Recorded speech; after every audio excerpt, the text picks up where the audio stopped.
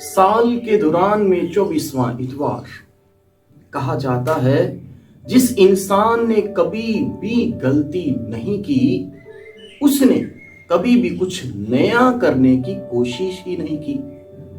और गलती करने में कोई बुराई नहीं है, लेकिन बार बार एक ही गलती में गिरना बहुत बुरा है।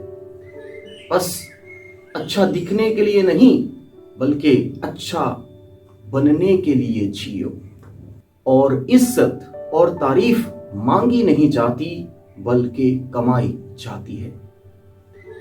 आज खुदा का पाक कलाम नहायत ही खूबसूरत है, जो दुनिया जहां के तमाम तर गुनहगारों और रास्तबाजों से मुखातिब होता है। आज के खुदा के पाक कलाम में हम देखते हैं कि खुदा गुनहगारों पे रहम करता है और उन्हें बचा लेता है। और जो रास्तबाजी के काम करते हैं, खुदा उन्हें भी झंझोड़ता है कि उनकी जिंदगी कैसी है। बस खुदावन की ज़ात मुबारका को देखा जाए कि वो अपना सूरज नेको बद पे चमकाता है, वो अपना मी रास्तबाज और नारास्तबाज पे बरसाता है। वो कहर करने में धीमा और शफकत करने में घनी है। बस ये उसकी रहमतें, उसकी बरकत और उसके फजाइल हैं कि खुदा जो है रहम करने वाला, बरकत देने वाला है। आज की पहली तलावत जो कि खरूज की किताब में से हम सुनते हैं कि मूसा नबी जो है वो कोहे सीना पे जाता है, और बनी इस्राएल के लोग जो हैं, जब मूसा उनके साथ ना था, वो बछड़ा बनाते, कुर्बानी करते और बछड़े को सजदा करते हैं। बस वो अपना ही खुदा बना लेते हैं। और जब मूसा उनके गुनाह को देखता है तो वो खुदा के गज़ब से उन्हें आगाह करता है कि खुदा जो है उन पे रहम करे। और वो खुदा को इब्राहिम और इसहाक का वास्ता देता है कि खुदा उन पे रहम और शफकत करे। आज की दूसरी तलावत में पौलुस रसूल बयां करता है कि वो कैसा शख्स था। वो बयां करता है कि पौलुस जो है वो गुनहगार, कुफर गो, ईसा देने वाला, जुल्म करने वाला और जाहिल इंसान था। लेकिन ये खुदा की रहमत हुई कि खुदा उसके गुनाह को रास्तबाजी में बदलता है। खुदा उसकी कुफर गोई को सच्चाई में बदल देता है। खुदा उसके ईसा देने को रहम दिली में बदल देता है।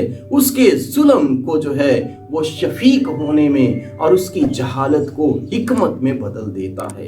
ये खुदा की रहमत है, उसकी बरकत है। और आज जब हम अंजील मुकद्दस पे ध्यान ज्ञान करते हैं तो आज के अंजील मुकद्दस में 3 तमासील है जो एक ही तरह की बात करती हैं। और ये तीनों तमासील जो हैं, ये पहली तमसील यीशु कहता है वो खोई हुई भेड़ की है। एक चरवाहा जो है वो 99 को छोड़ के भी एक के पीछे जाता है ताकि किसी को भी खो ना दे। और दूसरी तमसील खोए हुए धर्म की तमसील है कि एक औरत जब अपना खोया हुआ धर्म हासिल करती है तो वो खुशी मनाती है, शादमान होती है। और तीसरी तमसील जो कि मुशर्रफ बेटे की तमसील है, जिसे बड़ी ही तफसील के साथ बयां किया जाता है।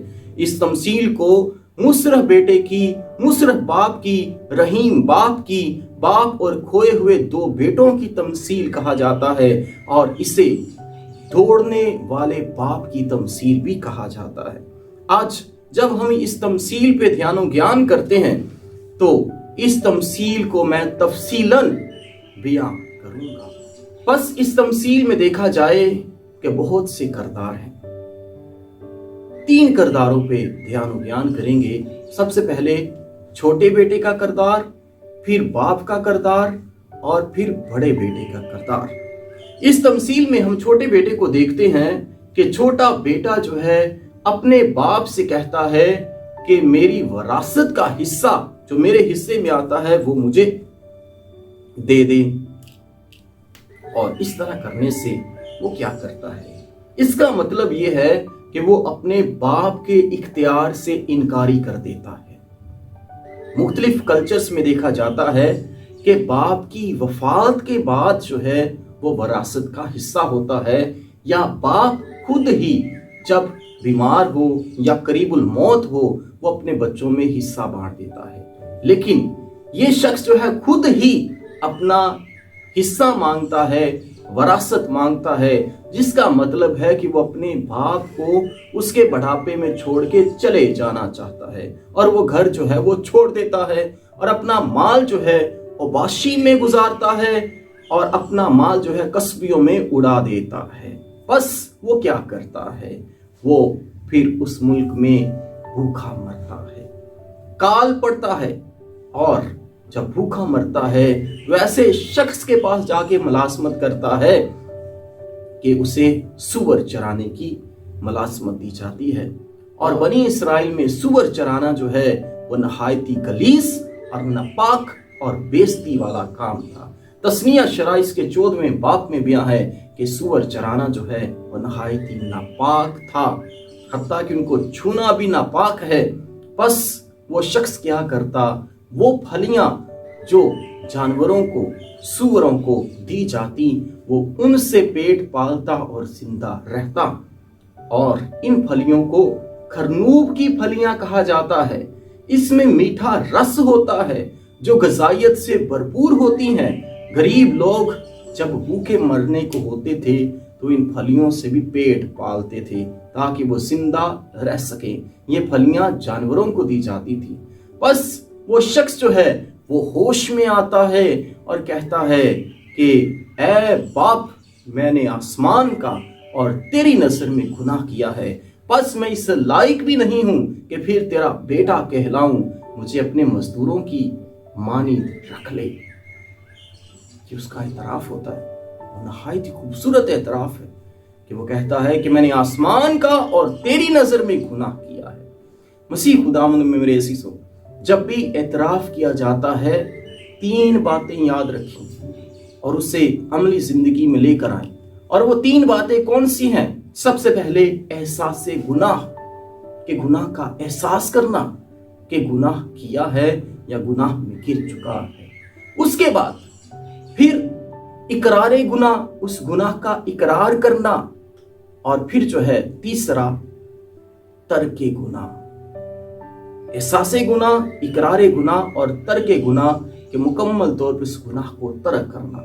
ये शख्स भी जो है ये ऐसा ही करता है। और जब अपने बाप के पास जाता है तो बाप जो हर रोज प्यार और शफकत से उसकी राह को देखता था कि मेरा बेटा जो है वो मुझसे दूर हो गया है। और जब वो दूर ही था उसका बेटा, बाप दौड़ते हुए उसके पास आता है और उसे मुकर्रम चूमता है। ये उसकी शफकत थी, उसका रहम था, उसका प्यार था, उसकी जो है बेटे से मोहब्बत थी कि उस बेटे को बार बार चूमता है, उसे गले लगाता है, उसे प्यार करता है। बस ये बाप कैसा रहीम था, इसकी शफकत कैसी रहीम थी कि उसने अपने बेटे का भी एतराफ भी नहीं सुना था। तो उसने क्या कहा? उसने कहा कि अच्छी से अच्छी पोशाक लेकर आओ, अंगूठी पहनाओ, जूती पहनाओ, पला हुआ बछड़ा ज़बह करो। ये सब कुछ करने का क्या मकसद था?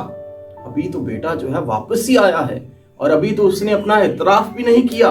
बस ये उस बाप की शफकत, उसकी रहमत, उसकी जो है मोहब्बत है अपने बच्चे के साथ कि वो अच्छी से अच्छी पोशाक पहनाता है, जिसका मतलब है कि वो अपने बेटे को फिर से खुशामदीद कहता है।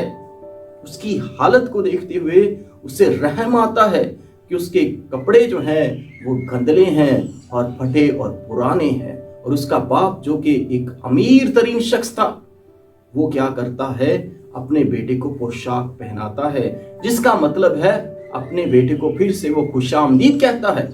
मुख्तलिफ कल्चर्स में देखा जाता है कि पोशाक पहनाना जो है ये खुशामदीद कहने की अलामत है। हम अपने कल्चर्स में भी देखते हैं, पंजाबी कल्चर में, सिंधी कल्चर में, बलोची कल्चर में और पाकिस्तान के मुख्तलिफ जो है कल्चर्स में देखते हैं कि किसी को जो है जब अजरक पहनाई जाती है, सर पे जो है टोपी पहनाई जाती है, कुल्ला पहनाया जाता है, हार या माला पहनाई जाती है, तो इससे क्या मुराद है कि हम उसे खुशामदीद कहते हैं।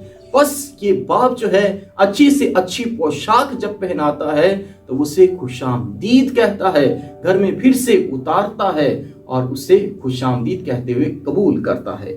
انگوٹھی پہنانا جو ہے یہ اختیار کی علامت ہے، رتبے کی علامت ہے کہ اس کا باپ جو ہے پھر سے اسے وہی اختیار دے دیتا ہے۔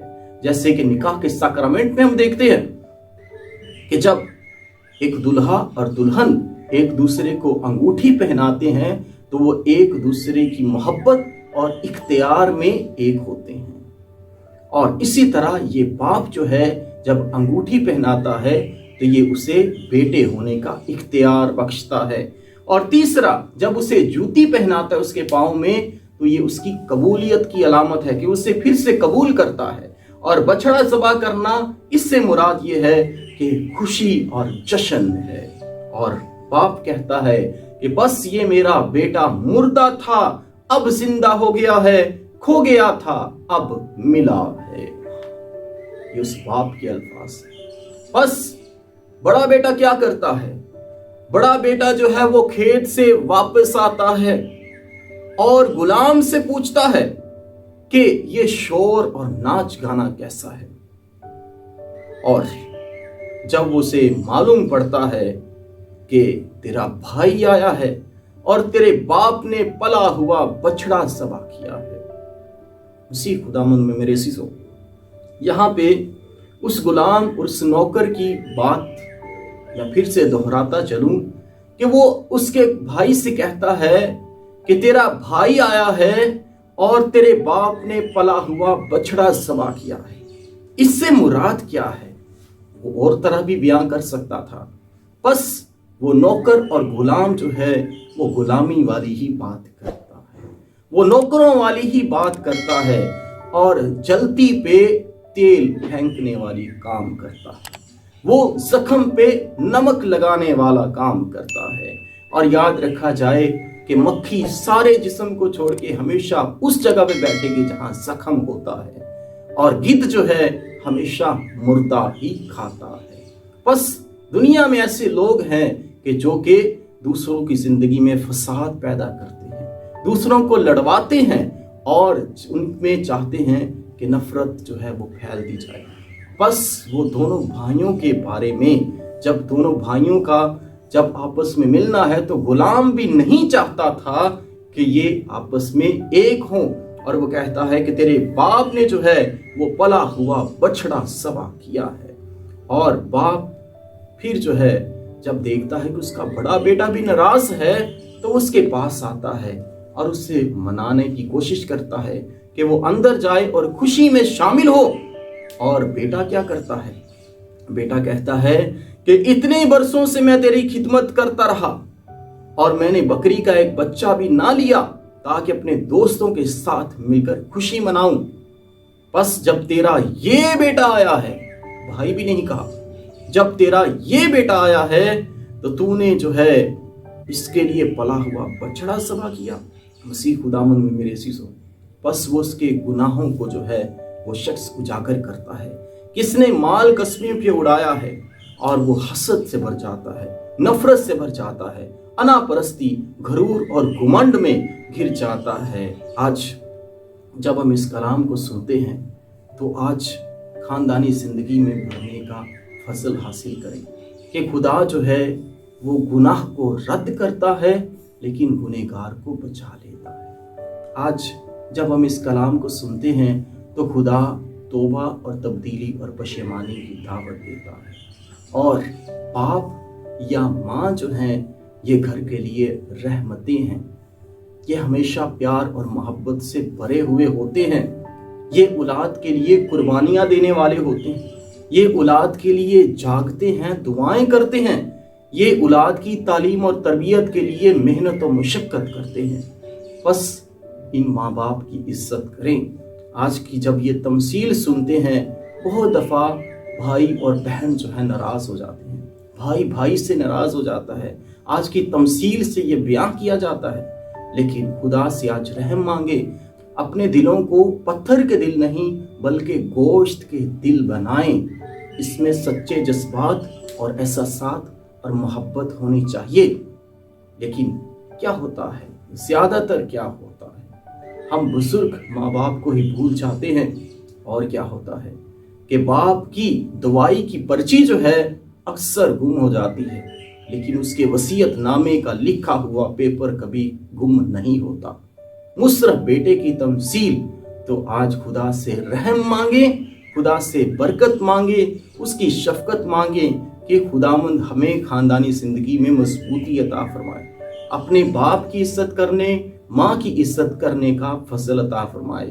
اور خدا کے کلام میں لکھا ہے جو اپنے باپ کی عزت کرتا ہے وہ اپنے گناہوں کا کفارہ ادا کرتا ہے، اور جو اپنی ماں کی عزت کرتا ہے وہ خزانوں کا ذخیرہ رکھنے والا ہوتا ہے۔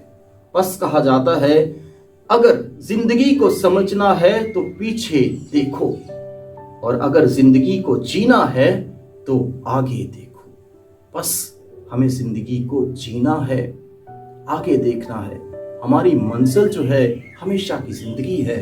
اور آج خدا کا پاک کلام ہم سب کو اپنی برکات اور فضائل سے نوازے، اور آج کی اس تمثیل سے، انجیل مقدس سے ہم برکات اور فضائل حاصل کریں، اسی مسیح ہمارے خداوند کے وسیلہ سے، آمین۔